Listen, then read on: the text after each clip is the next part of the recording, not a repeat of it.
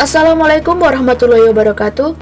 Perkenalkan, saya Elsa Dunur Ifati, NPM 20.0504.0063, Prodi S1 Teknik Informatika, kelas reguler B. Pada kesempatan kali ini, saya akan mempresentasikan hasil kerja saya untuk memenuhi tugas ATS mata kuliah Computer and Device, yaitu tentang komponen CPU. Selamat memperhatikan. Sebelumnya, apa sih CPU itu? Central Processing Unit adalah rangkaian sirkuit elektronik yang sangat kompleks dan luas yang menjalankan instruksi program yang tersimpan pada perangkat komputer. Komponen pertama dari CPU yang bisa kita lihat maupun kita sentuh adalah casing dari CPU itu sendiri. Casing ini biasanya terbuat dari plastik, metal, stainless, maupun bahan lainnya. Fungsinya yaitu untuk meletakkan dan memasang berbagai komponen seperti motherboard, power supply, optical disk drive, hard disk, maupun komponen-komponen lainnya. Selain itu, casing ini juga berguna untuk melindungi berbagai komponen-komponen yang terdapat dalam CPU. Tentunya untuk lebih melindungi dari debu, panas, air, atau hal-hal lain yang dikhawatirkan akan mengganggu kinerja CPU itu sendiri. Komponen yang kedua adalah power supply. Komponen ini merupakan bagian dari sistem komputer dan unit CPU yang berfungsi sebagai pembagi daya atau sumber arus listrik pada setiap komponen-komponen komputer. Selain itu, power supply juga berfungsi untuk merubah tegangan AC menjadi DC sebelum dialirkan ke setiap komponen-komponen komputer itu sendiri. Selanjutnya, ada konektor power pada motherboard atau ATX power. Konektor power pada motherboard adalah pin yang menghubungkan motherboard dengan power supply agar si motherboard menerima daya dari power supply. Selanjutnya ada motherboard. Motherboard ini merupakan sebuah papan sirkuit tempat berbagai komponen elektronik dan komputer lainnya dipasang dan bisa terhubung satu dengan yang lain. Adapun komponen-komponen yang menjadi bagian inti dalam motherboard ini adalah prosesor, sound card, video card, hard disk, dan lain sebagainya. Motherboard ini juga berfungsi sebagai media penghubung untuk setiap komponen komputer agar dapat saling berkomunikasi dengan komponen komputer lainnya. Selain itu, setiap motherboard memiliki acuan spesifikasi yang berbeda-beda. Misalnya, spesifikasi prosesor seperti apa yang dapat tertanam dan didukung motherboard itu, dan seberapa besar kapasitas maksimal RAM yang didukung oleh motherboard tersebut. Selanjutnya adalah CD atau DVD-ROM, atau juga bisa disebut dengan optical disk drive. Komponen ini dapat digunakan untuk menulis dan membaca kaset atau kepingan CD atau DVD.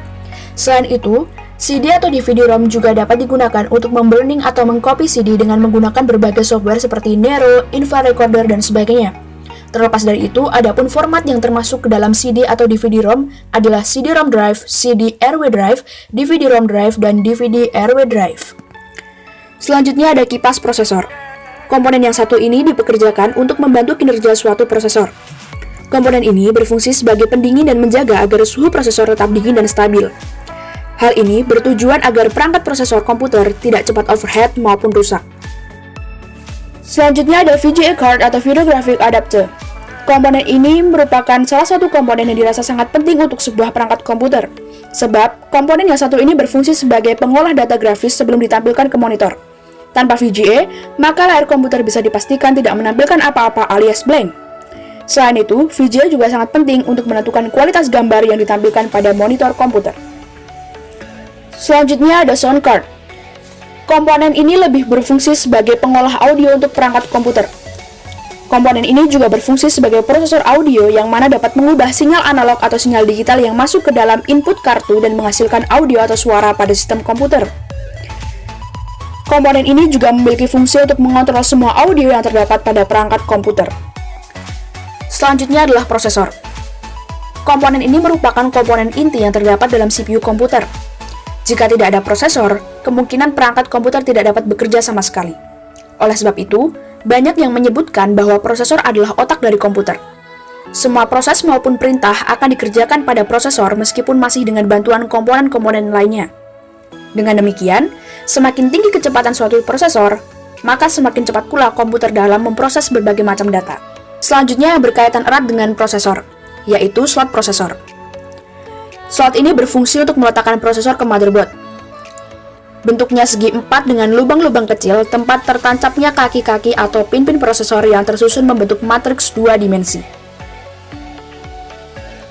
Selanjutnya ada RAM atau Random Access Memory. Komponen ini merupakan salah satu komponen yang terdapat pada bagian unit CPU. Komponen ini memiliki kedudukan yang sangat penting bagi perangkat komputer. Pasalnya, komponen yang satu ini bekerja sebagai tempat menampung data sementara yang telah diproses prosesor sebelum dilanjutkan kepada komponen-komponen lain. RAM juga dapat diganti dengan ukuran kapasitas yang lebih besar ataupun kecil, namun hal ini juga harus menurut maksimal RAM yang terdukung di motherboard. Terlepas dari itu, satuan RAM biasanya menggunakan perhitungan byte. Kapasitasnya pun beragam, ada yang 1 GB, 2 GB, 4 GB, 258 GB, dan lain sebagainya. Untuk jenis memori yang masih diproduksi saat ini adalah DDR1, DDR2, dan DDR3. Selanjutnya ada slot memori RAM, yang sudah pasti fungsinya adalah untuk memasang memory card atau RAM. Selanjutnya ada hard disk atau HDD. Fungsinya yaitu untuk menyimpan berbagai data dan juga menyimpan berbagai sistem operasi dari suatu perangkat komputer itu sendiri. Hard disk biasanya menggunakan perhitungan byte, dan semakin besar kapasitas hard disk, maka semakin banyak pula data-data konvensional yang dapat disimpan. Ukuran kapasitasnya pun bervariasi, mulai dari 250 GB, 500 GB, 1 TB, hingga 3 TB. Selanjutnya ada NOR bridge. Komponen yang satu ini menghubungkan antara prosesor atau CPU ke sistem memori dan graphic controller atau AGP dan PCI Express melalui bus dengan kecepatan tinggi ke short bridge. Fungsinya sendiri yaitu untuk menjembatani arus data di sekitar main memory, prosesor, frontside bus, dan AGP bus, juga mengatur kerja power management. Selanjutnya ada short bridge. Komponen ini merupakan chip dalam arsitektur chipset logika inti pada bagian utara motherboard PC. Fungsinya yaitu untuk mengatur kerja perangkat semacam IDE controller, PCI bus, ROM BIOS, keyboard, mouse, USB, LAN, modem, dan fungsi input atau output lainnya. Selanjutnya ada port SATA atau serial ATA yang berfungsi untuk menghubungkan media penyimpanan seperti hard disk atau SSD ke motherboard. Kemudian selanjutnya ada slot PCIe. Slot ini merupakan slot ekspansi yang didesain untuk menggantikan PCI bus yang lama. Banyak motherboard mengadopsi PCI Express karena PCI ini memiliki transfer data yang lebih cepat, terutama untuk keperluan grafis 3D. Kemudian port PS42. Port ini adalah konektor mini DIN 6-pin yang menghubungkan mouse ke komputer. Selanjutnya ada port VGA. Port ini adalah sebuah antarmuka analog pada kartu grafis yang umumnya digunakan untuk menghubungkan antara komputer dengan monitor. Next, ada port DVI. Port ini adalah interface video display yang dikembangkan oleh Digital Display Working Group atau DDWG yang digunakan untuk menghubungkan sumber video seperti kartu grafis ke perangkat layar seperti monitor komputer. Kemudian ada port USB yang berfungsi untuk menghubungkan perangkat seperti mouse, keyboard, flash disk, printer, dan perangkat lainnya. Komponen selanjutnya adalah baterai CMOS. Komponen ini merupakan sebuah baterai yang digunakan oleh BIOS untuk tetap aktif meski tanpa aliran listrik. Selanjutnya ada port RJ45. Port ini berfungsi untuk menghubungkan atau mengkoneksikan internet pada komputer. Selanjutnya ada port audio. Terdapat 3 bagian dari port audio, yakni yang pertama, port line in jack yang berwarna biru untuk menghubungkan sumber dari audio. Kemudian yang kedua, port line out jack yang berwarna hijau untuk menghubungkan ke headphone atau headset. Dan yang ketiga, port mikrofon yang berwarna pink untuk menghubungkan mikrofon pada komputer. Komponen selanjutnya yaitu pin CPU fan. Komponen ini berfungsi untuk memberikan daya ke kipas prosesor agar dia dapat menyala, sehingga bisa mendinginkan prosesor. Dan komponen yang terakhir yaitu pin front panel. Komponen ini berfungsi sebagai konektor dari casing ke motherboard, sehingga kita bisa menyalakan komputer melalui casing. Demikian presentasi dari saya. Apabila ada kekurangan, saya mohon maaf. Semoga bermanfaat bagi kita semua. Terima kasih atas perhatiannya. Wabillahi taufik wal hidayah. Wassalamualaikum warahmatullahi wabarakatuh.